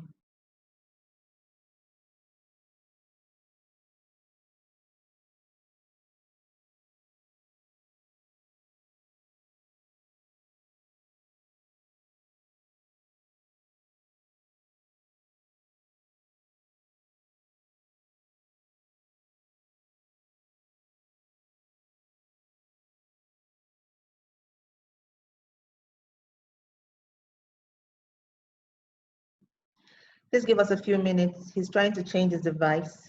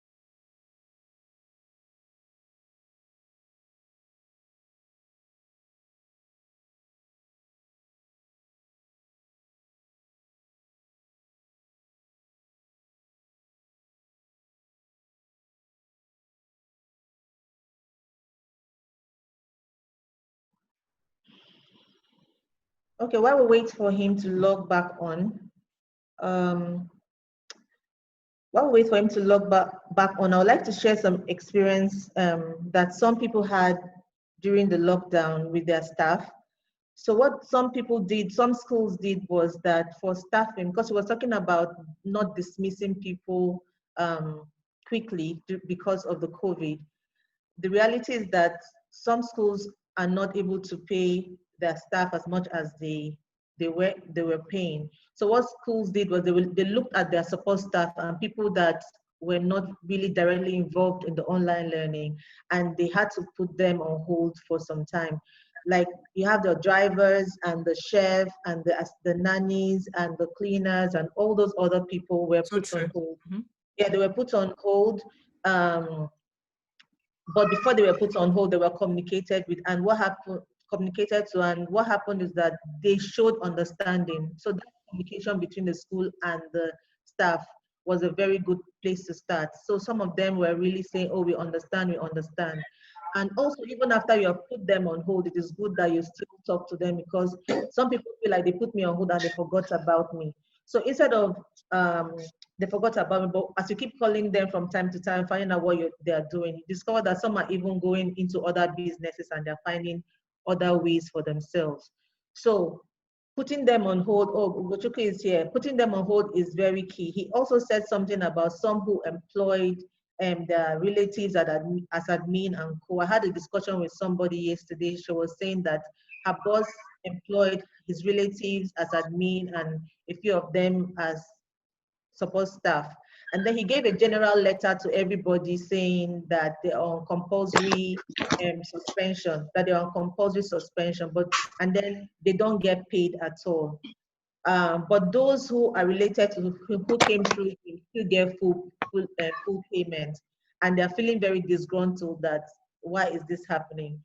So I think the manner that we go about communicating with staff and putting them on hold also helps, because when schools finally come back on, there is still that fear that some key players will not come back to you, depending on how you handle the transition from normal on-site school to online school. One of them said that he's not going to come back. How come he put him on hold? How come he's not paying him anything and he's paying his relatives full salary? And that person that was complaining is one of his best teachers in the primary section. So I think being sensitive in the way that we handle this whole putting staff on hold thing will have a huge part to play when things come back, when schools begin to go back to normal. So I'll hand over to you, Mr. Ugochukwu. All right. Sorry about the network issue. In fact, I have 3 devices here, and suddenly they're all misbehaving, so I had to come in with my phone. Right. So, do I begin from where I stopped? Yes, because that's a big issue for schools. Schools are one, because some parents are even calling to say, I've started work. I'm not at home to support my child during this online learning. I want to pull out, I want to stop. So, and that decision by that parent or a couple of parents is also going to affect cash flow. So I think you should continue from where you stopped. So we can link up to question number 3 from JD. Oh, okay. So basically, with what I was saying earlier on, it depends on how these schools perceive the value you're giving to them, and so if you've not been positioned properly, I think you can still find ways to position yourself in the hearts of these parents, and then you do not expect them to pay you as much as they used to pay before now. Okay, you can cut down the fees to a reasonable extent. Now, I know of a school that initially when this thing began, they said parents should pay 25,000 naira per month. Okay, they were hoping, like we all hoped, that it's going to be, say, 1 month thing. Okay, after a while, and since then till now, they've not demanded any more money. Okay, and so they've only as people paid that 25K, and that is what their children have been using to learn all this period till now. Okay, a case where a parent will tell you that he needs to go to work and cannot supervise the online learning of a thing. Okay, so yeah, I think dialoguing is important. Okay, I have noted you say it is not professional, it is not as a policy to visit homes of parents. Okay, but it is professional to dialogue with parents. Okay, and so even if you are not going to their homes to visit with them, the important thing is communication. Okay, it is you can talk sense. And most offices this time are having a staggered work routine. Okay, my office, for instance, we have only 2 people who go every day, except when we have trainings. And so if parents work in establishments with a staggered job routine, then they can provide the support. It's time to have this dialogue with the parents and explain to them what this means to their children. Okay, maybe they need a better understanding of the impact you will be making this time. So don't just relax and say, oh, because they said some crazy ones will tell you that they don't. But even if they want to go to work and leave their children, who would they leave them for? Okay, would they leave them for a teacher they hired for the whole day, or they want to go and get a maid at this hour? Okay, it's you need to open their minds to the situation on ground. Okay, if they've not grasped it fully, then you can go in and go into counseling. Some schools may have guidance counselors, and so you may tap out of this department. Counsel with the parents. Okay, the word is counsel, dialoguing. Okay, and help them see that they have a role to play, and they need to play this role. Okay, so close the gap, close the relationship gap you have with the parents of these children. Let them not just see you as someone who is interested in their money. No, play a key part in their lives this time. Let them see you as more of a friend than a service person. Thank you so much, Mr. Ugochukwu. Someone asked a question. He said, other than book sales, we need more information on improving cash flow. Okay, great. So I know of book sales. I know of learning online. But again, yesterday I opened up a conversation in one of the groups I am an admin in upskilling and reskilling. Okay, I know one school. Okay, let me share a funny one with you. I know a school proprietor who has gone into selling bread this time around. Okay, he left the school business because his parents are not paying, and then so he moved into another business. So he now uses his school buses to supply bread in his area. Okay, so he has branched into a different business. I don't advise you do this, okay, because it's easier for you to get a footing in an industry where you are than diving into a different industry. Okay. Now, have you also considered if there is no business that does not involve investments? Have you also considered that you can resell your management system? Like for some of you who are capable now, who set up an learning management system, you can sell this learning management system to other schools. All they need to do is own a website, and then they can link your own website to their own at the back end. Okay, it will be white labeled so that parents can access it without knowing where the source is from. So you can go into that as a business and sell digital knowledge. You sell knowledge, you don't need to sell bread. Okay, so if you cannot sell the knowledge physically, you can sell it digitally. Okay, you can sell a learning management system to other schools. If you're able to afford it, if you're able to take the pains to record, put the materials together, you can configure it in such a way that other schools will link up to your school from their back end. Okay, the parents of those students from that school will not know that it is not the school that owns the service. I don't know if you understand what I mean. Okay, there are services like that. And so you can build that kind of service in your community. And it is one that would sell big time. Before competitors catch up with you, you come far. And so you can sell to smaller schools, you can sell to bigger schools. It's a secret for people who have attended this webinar today. So you can take it up in your community. Okay, build a learning management system, have a reseller agreement with the other schools, and once they have any small website, you can integrate it to the back end, and they'll take your courses and give to their students. If you don't mind, you can even build a separate app for it. My mobile app cost me less than 300,000 naira for the two. Okay, both Android and Apple, okay, iOS and Android. And so you can build a separate one that is white label that doesn't have your school name on it. And so they can get it and use for their students. So it's about creativity. I don't advise you move. It is knowledge you sell. Okay, and it is time to establish your authority in this environment. Okay, you establish your authority in this environment. Now, this COVID period, I have been able to, as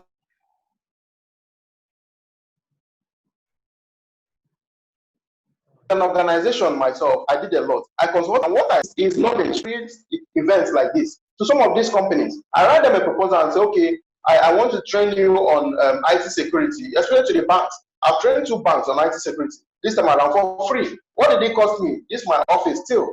Okay, and I was fortunate the internet was better that day. Okay, and so we held internet security services for free for them. I'm trying to establish my authority in the domain where I am, instead of moving into some other domain to begin afresh with people who are stronger in it. What you sell as a school is knowledge. And so if you cannot sell it classroom, sell it digitally. Okay, you can sell digital knowledge. And the 2 ways or 3 ways I know you can sell knowledge are either recorded online learning or webinars like we're doing like today, or even through digital books, ebooks. So stamp your authority. Don't think of, you see, it's a long-term investment. School is not a short-term investment. And so the earlier you position yourself in the mind of your parents as authority, the better for you. And this is a good time to position yourself as an authority.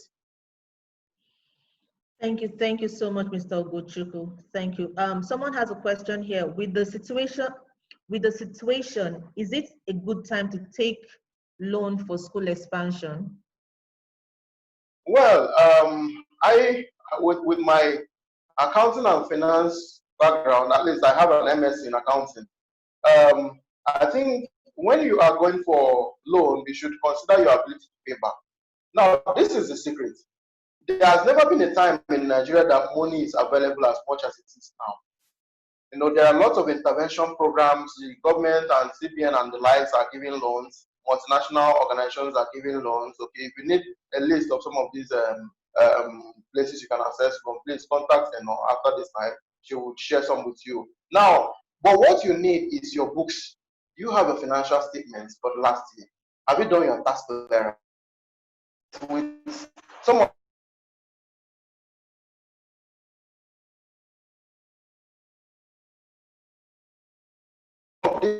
things. Are you paying your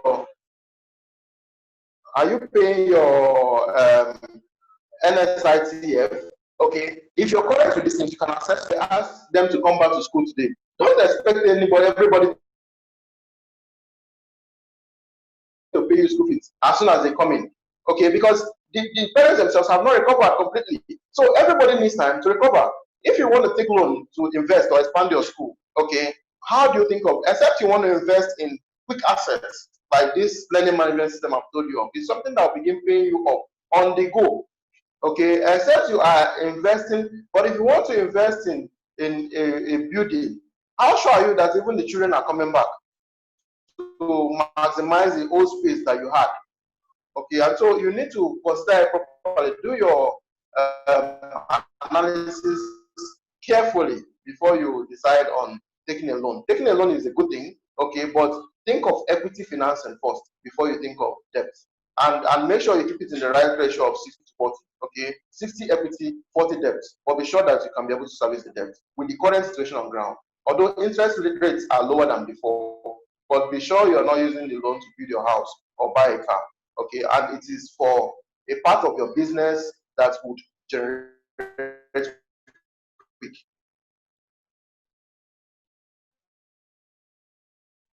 Thank you, Mr. Ugochukwu, for that answer. There was a question up here. What happens when parents do not abide by the school tuition policies and fees pile up? What do we do? Hi. Hello. Hello, can you hear me? Okay, I can hear you now. Please repeat. Okay, what happens? You talked about school tuition policies initially. Someone asked a question that what happens when parents do not abide by that policy and the fees pile up? What do you do?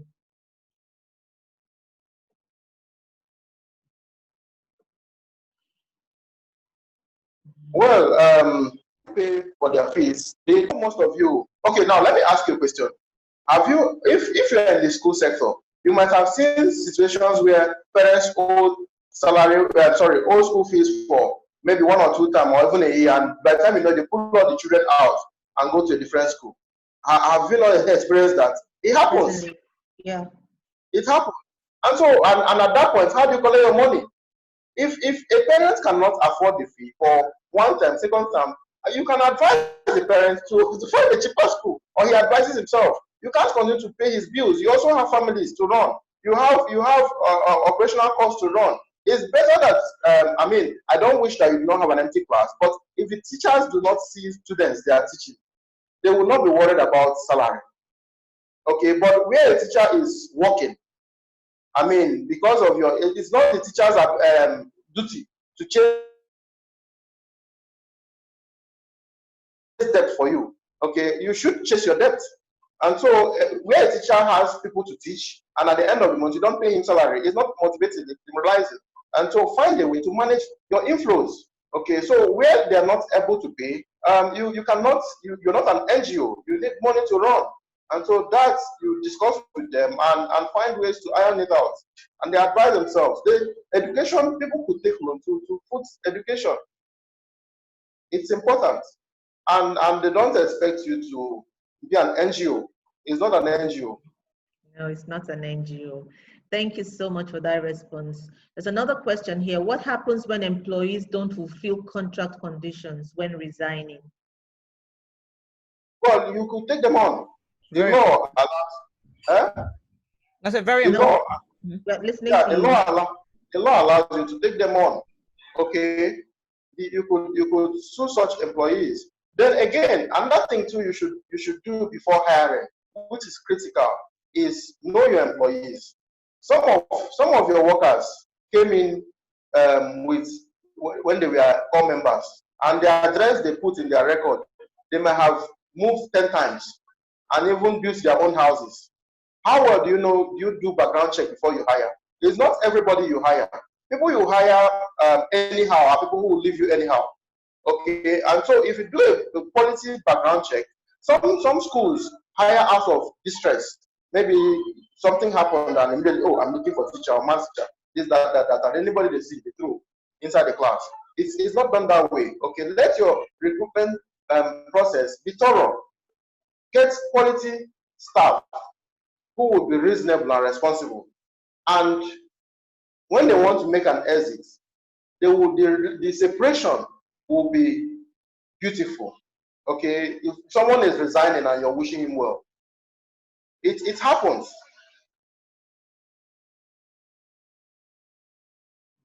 All right, thank you, Mr. Ugochukwu. Thank you for your response, Mr. Ugochukwu. I hope it has answered, yes, it has answered Oluwabukola's question. She gave you a thumbs up over there. Do we have any more questions from the house? This is a time to ask all your HR questions, all your accounting, finance questions. This is the time. You have Mr. Ugochukwu here with you to answer your questions. So far, he has been able to answer all the questions here. Let me ask a question. How do you perform a background check? What should you do? What do you need to go to the police to do that kind of criminal background check? What do you do? What are those things you should look out for when performing a background check?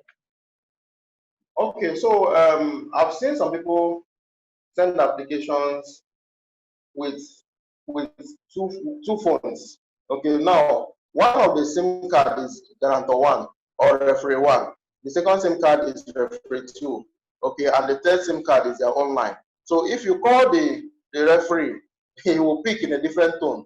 You call the second one, he'll pick in a different tone. Okay, so now let employees provide referees upon being hired. Okay, and those referees should be written. And once those referees write you, acknowledge back the letter. Now, spend some time knowing your employees. Some business owners do not know where their workers live. Sadly, they do not know. I spend time to know my employees. Okay, and this is what I advocate for. Hop in one weekend to your staff's home. Play with the children, just 5 minutes. You don't need to sit down. Know their names, mention their names. That staff will be loyal to you. It's not the money. It's employee motivation. It's something you carefully do. Okay? Let supervisors, let headmasters or headmistress or whatever rank they are, visit no homes of their staff. Okay? Visit them once in a while, motivate them. Okay, find out where is this man actually living that is coming to work late. When you get to his home, you will understand his circumstance. And sitting down with him for 5 minutes to counsel him. You see, most of these employees are younger than us. Okay, you may have had certain experiences in the past that he's currently having challenge with. So that 5 minutes you sit with him in his chair at the corner of his house, counseling him, share your own experience with him. He would come back to work the next Monday with more energy. Okay, it's not about the bag of rice or how much you pay. No. So get to know their with the background check, visit their homes, not just once. Okay, try to visit at least once a year, as frequent as you can. Okay, try and get to know how they're doing. Know them. When they say know somebody, it's not knowing the person's name. Know your workers. Okay, know what is happening in their life. Know their birthdays. Okay, know special moments in their lives. They are not just there to collect money and go. No, you see, we have a short span to live on earth. And these are the people you've chosen to live with you. You've chosen to spend part of your valuable life with your employees. And so they have to be part of it. You also have to be part of theirs. Okay, so know them, motivate them, and once you touch their hearts, you've touched their brains, you've touched their energy, they'll give in their all. Thank you.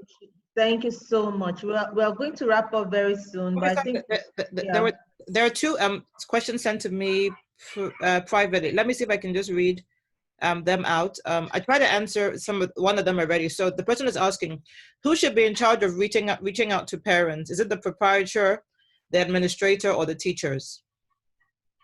It is a call for everybody. It is a top bottom approach.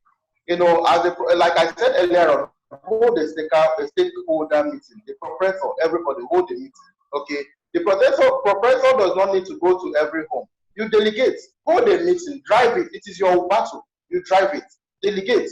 You can decide to zone your environment, okay, into say 4 zones. This group, take care of this zone. Come back after 1 week and give us reports. Okay, so you're not there. But you have the report after a week. What did you do? Okay, did you go to this and so on? So what did they say? Okay, you hold a meeting. What is the feedback? What can we do afterwards? Right? Okay, so it's a fight for everybody. But you should, if possible, share the board. Okay, if you can visit, drive, go. If you cannot, make sure that people are visited by someone they respect and who they can talk with, and somebody who can give you feedback and also make meaningful contributions in the discussion. Excellent, thank you. I think the way I sent the answer, I also said that it depends on everyone's role. If the proprietor wasn't as close to them before, then she can assign people and then they can just take it. You know the aura that goes with the school owner comes to my house. Yes. Okay. Yes. That alone is humbling, is appealing. You know, he was able to humble himself, come down.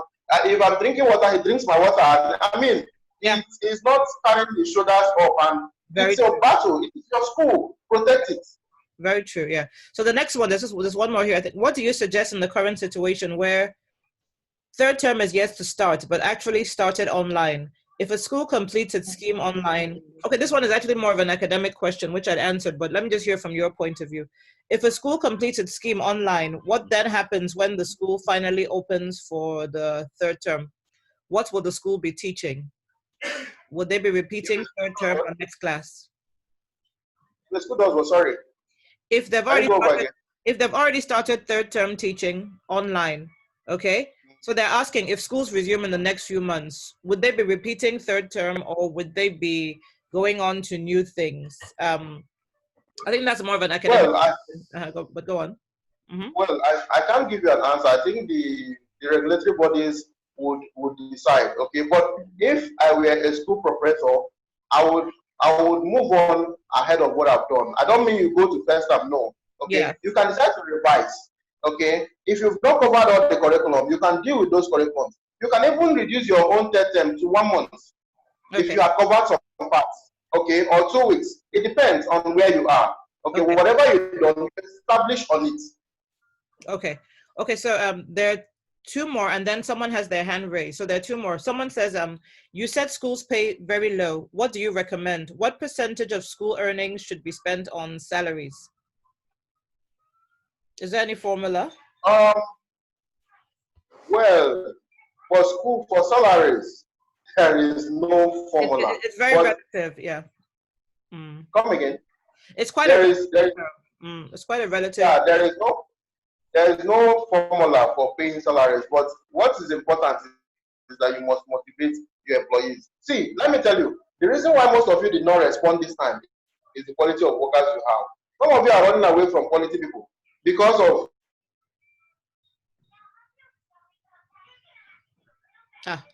come back. how much you pay them. But at this time, yes. And so go for people who can help you when there are situations. They will even drive your school. You're thinking you're saving money by employing cheap people. You are hurting your business. You are putting it on hold. Get people who are innovative, who will think. Yeah. Okay, and move your business forward. You see, one thing I did at some point of my business is that I went in for interns, and I look for graduates with master's degree. I get them in as interns, okay, and over a year I groom them with what they've gotten, and it works better, okay. And so you can go to the NYC, liaise with them, get core members, train them, get people who have education background, because of your industry, and I want to see them progress. And so the hiring process must not be expensive. You can start to use internship. You can go to NYC, but you know what? You begin with the end in mind. You know what you're looking out for. Okay, please train the ones who are not sharp. Train them. Don't lay them off. Prepare them so that they can take up higher challenges. And then, if you can, get people who will drive your business. Okay, that's excellent. So there's one here I would answer, then there's one for you. And someone is asking, do we have to do third term if we have finished our curriculum? One of the things that's going to happen when people come back is a lot of assessment, a lot of informal, formative assessments, because everybody is coming back at a different level. Some people may not have functioned or learned the best from the online platform. So as much as we've put in all the effort, some people that's not the best way for them to learn. So when people come back, just know that the first 3 weeks or almost 2 months, you're going to end up doing a lot of catching up and reviewing some of the things that you have done. And again, it depends on what the regulatory bodies say and your stakeholders. If parents agree and they feel that children have covered the third term enough, you would have your records. You can now track the aspects of the curriculum that you have covered. So you're going to be doing a lot of assessments, practical activities to be sure that the children have caught up with their learning. So again, I think it's going to be, time will determine whether we could say we've finished our curriculum. We never really finished. There are other things that can be taught too also. There are other aspects. Then this one, please, for you, Mr. Ugochukwu. And I think Golda still wants to speak, but she will speak maybe at the end. How do you draw a professional line between over-familiarity and job delivery? Some employees see over-concern as a weakness or being indispensable. I think I like that question. Well, over familiarity, you call it over familiarity, okay? But what I preach is familiarity, okay? And so you need to be careful not to make it over. Now put yourself in the place of an employee, and your supervisor gets to care about how your children are faring, okay? How would that drive you? Now, but again, they need to know what your policies are. You might be tempted with emotions, for people who have accommodation problems, say, oh, I'll pay for you. No, but what is your policy on housing? Okay, so you should have policy on housing. People may want to take advantage that, after all, he knows where I stay, I don't need to go out, I can now tell him to help me pay my rent. So when they come nicely, you tell them that this is the policy. Okay, I take salary in this school. This is my own expenses. I can't dip out money from my own pocket. If you have, please pay for them. Okay, but if you don't have, explain your situation to them too, and tell them that this is company policy, and let your policy be consistent, because your staff, they are holding meetings, they know themselves, and so they talk. So when you do one thing for one person and you don't do for the other, it becomes a problem. Okay, let there be familiarity, but not over. Stick by the policies. Okay, so draw your policies while you build relationship.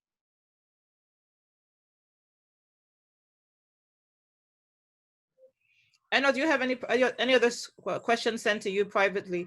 Do you still want to speak? No. Golda had her hand up. Do you still want to speak, Golda? No. Okay, hello, yes. Okay. Sorry. Hi, Golda. Hi. Hi, ma'am. Hi, Ugochukwu. Okay, it was about managing finances. Okay. So in my school, we had a really bad incident where an accountant made off with huge sums of money by just messing up with the bank. So since then, and it's been 2 years, we've been very shy of getting an in-house accountant. What other suggestions do you have to managing our account? Because it just makes us very vulnerable. Half the time we don't know who is owing and who is paid and how much is left and stuff like that. Okay, so thank you for your question.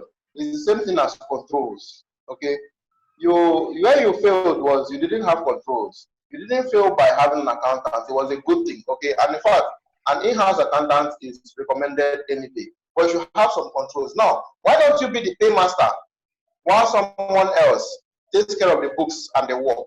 So you have the token in your house with you, and the accountant tells you, okay, send you an email that this person needs to be paid this amount, justify the payment. And all you need to do is log in with your token and pay. Okay? If you don't want to be the paymaster, you can give the accountant a token, but limit his token. Limit how much check he can sign. Okay? Now, if you want to pay beyond 100,000, then 2 signatories you give a standing order. Otherwise, your bank should pay that money if there was a standing order. No, you don't have any business chasing the accountant because you didn't give the money to the accountant, you gave the money to the bank. And so, but if there was a standing order, then the bank would go by that order. You put limits, say a check of more than 100,000 should be double signed by someone else. Okay. Now, if the accountant forges a signature or even a phone call, okay, please call this line. If the money is above this amount. It depends whatever order you give to the bank, they will honor it. It could be a phone call to you. It could be a phone call to your next of kin or someone where you're not available. Okay, or better still, you can be the paymaster while the accountant does all the other jobs. So controls must be in place. The person who pays money should not be the same person who receives money, and should not be the same person who gives invoice or receipt. Okay, so one person should be collecting, or bank should be, money should be paid to the bank. Okay, and that person takes care of this, and just segregate your duties and then do job rotation. Let someone not be in it for a very long time, otherwise they begin to connive. While I was in school, I assisted a lecturer in marking scripts. That man was, every 3 months he will change us, because he knows that as we begin to bond, students can begin to help themselves. So he will rotate you and you will mark the next time. Okay, and so you can also apply the same thing in your school. Implement job rotation. Okay, when a team, you see, a group that is segregated will hardly perpetuate fraud, except over time. When they begin to bond, know themselves, then one person will sell the idea to the other, and the person, before they get that comfortable, you turn them around. This is where you have a lag thing. So there are several controls for managing this. Okay, thank you very much. Thank you, Ugochukwu. That's really helpful. Okay, and any other thing from your side? No, there's nothing else on my side. And Mr. Ugochukwu has a 12 o'clock presentation somewhere. Oh, I can imagine he's tried. Thank you so much, Mr. Ugochukwu. This has been very helpful. So we can get your contact details and share with everyone also, right? Eno has your contact details? Yes, okay. Sure. Okay. Yeah. All right. Okay, we'll do so. Thank you very much. Thank you everyone who has been here. Thank you, Eno, for coordinating this and putting this together. And really great meeting you, Mr. Ugochukwu. I look forward to whenever people can see themselves face to face in the near future. Thank you to all the schools. Yeah, I'll visit Abuja soon. Yeah. Thank you. And we visit Lagos. Right. Everyone, please, if there are any other questions you feel that haven't been answered, please feel free to also send them to Eno. She can also pass them on to him if we can't answer them to her. Okay, so we're going to release him so that he can go for his 12 o'clock. Thank you so much for your time, Mr. Ugochukwu. Thank you. Thank you so much, Golda. Thank you. For the presentation. Oh, Dr. Thank you. Thank you, everyone. Thank you. Thank you. All right, bye, Ugochukwu. Right. Thank you. Bye. Bye, communicators. Thank you, Ugochukwu. Okay. Thank you. I'll stop the recording so that we'll share the recording with everyone.